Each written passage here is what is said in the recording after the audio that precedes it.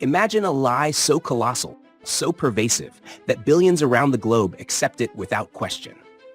This deception began to take root in the early 1990s, exploded into mainstream consciousness by the mid-2000s, and became an unshakable truth post-2008 financial crisis.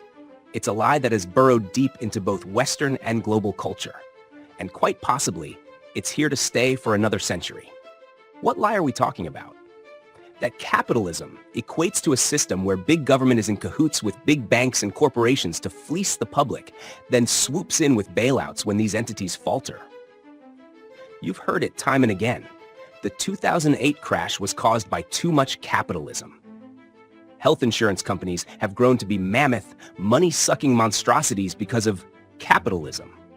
Corporations have taken over and control political parties because of capitalism. Virtually every big government indiscretion that steps on the little guy is labeled capitalism. But here's the kicker.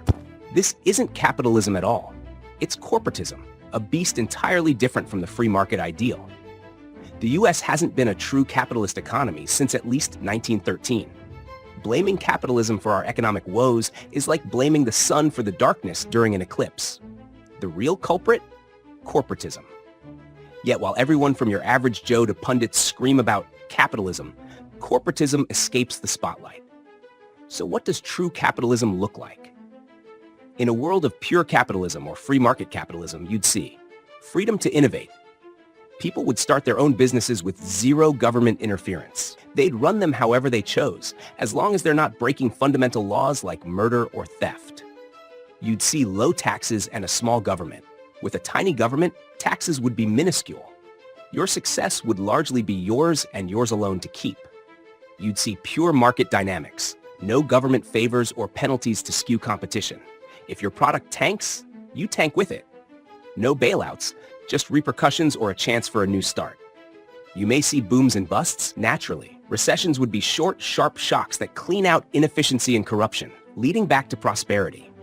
What people don't understand is that booms and busts are necessary reactions to a healthy market. None of this describes the United States today, does it? Today, we see corporatism, underpinned by an unsound, dishonest money system which caters not to the efficient, effective risk-takers, but to special interests who seek to use government regulation to eliminate competition and reward the well-connected. Under corporatism, you get government overreach. From where you can set up shop to what you can say about your products, government is all over your business. Corporatism gives you taxation without representation. While small businesses are taxed to death, the behemoths enjoy tax breaks, sometimes even getting money back from the government. Corporatism employs market manipulation. Politicians push industries for political gain, creating artificial markets rather than letting natural demand dictate success. Corporatism fosters corruption with impunity. When big corporations defraud customers, they rarely face real consequences. Instead, they might just get a slap on the wrist in the form of fines that are peanuts compared to their profits. Corporatism ensures bailouts for the big guys. When these giants fail, they don't fall. The government props them up with taxpayer money, ensuring the same corrupt or incompetent leadership stays in place. Corporatism attempts to avoid recessions at all costs. The government manipulates everything from currency to interest rates to prevent recessions, leading to economic stagnation rather than healthy cycles of growth and renewal. This isn't capitalism's fault. It's the perverted dance of corporatism which employs the sinister game of words.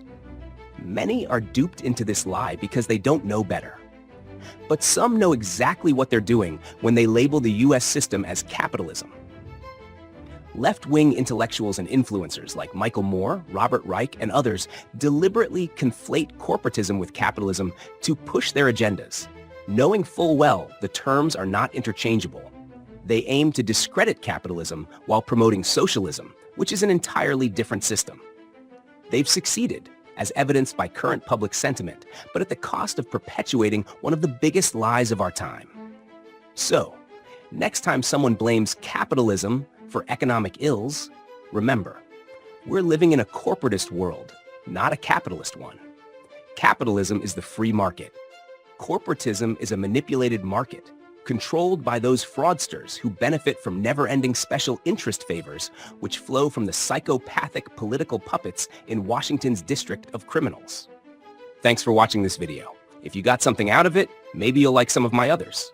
Be sure to subscribe, hit the notification bell, and like and share this video. Leave a comment below. What are your thoughts on capitalism? How can we move away from the corporate structure and get back to the free market? Remember, freedom has a price. It's eternal vigilance, and indifference to the notion of maintaining freedom is the means by which the people have and will secure their own oppression. Let's stop securing our own oppression, and let's start today. I'll see you in the next video.